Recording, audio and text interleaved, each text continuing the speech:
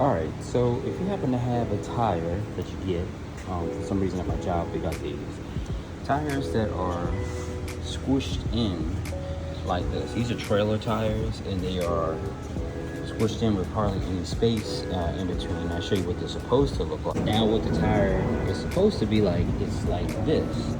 If you have a inner tube for a tire, let's just say any kind of big one that may fit the diameter of this that you may have, what we're going to do is just put it inside this tire, inflate this.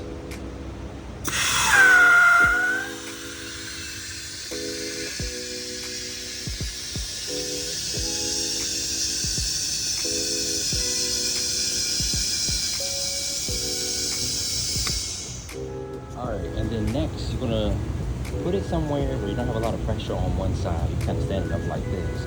Put it somewhere in direct kind of a heat. It's summertime right now, so the heat outside will do it and allow it to kind of heat up the tire a little bit. Okay, so this is 4 days later, and I'm pulling the inner tube out, deflated it a little bit, pull it on out there. And now you see with it sitting out in the sun, warming up a little bit, it's giving it a little bit of flexibility to stay open some.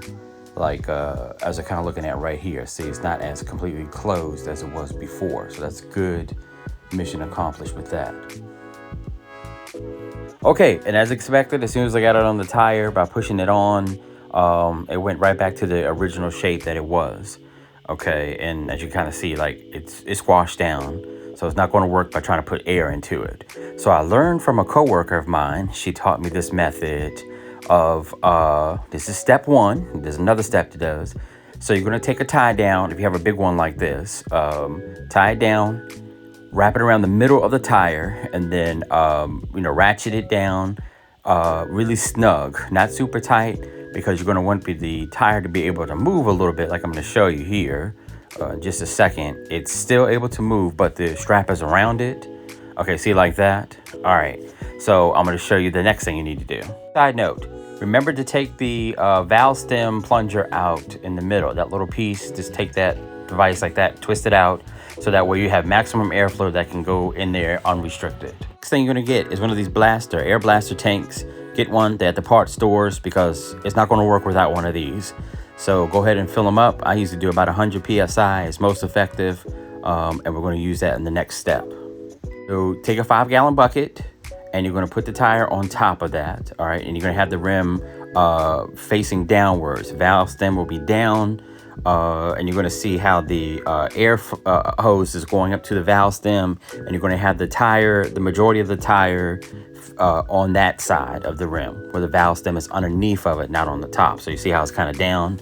All right, so next thing you're going to do is you're going to hook it up to your regular air source from your regular air tank. Make sure that's going up to it, because you're going to do a combo with the air from the tank going, and then you're going to do the air from the blaster to seat that. Put a little lube around the edge of the rim also, and this will help to make that process easier. So let's go to the next step. I'm going to show you.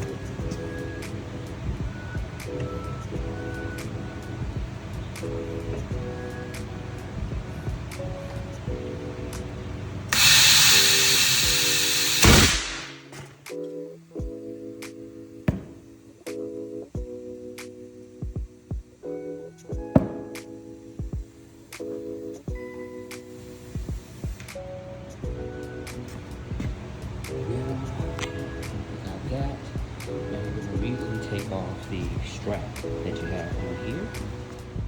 Take that ratchet strap off, put the valve stem plunger back in, fill it up with the correct amount of air that's for the tire, of course written on the sides, and you are pretty much good to go at that point.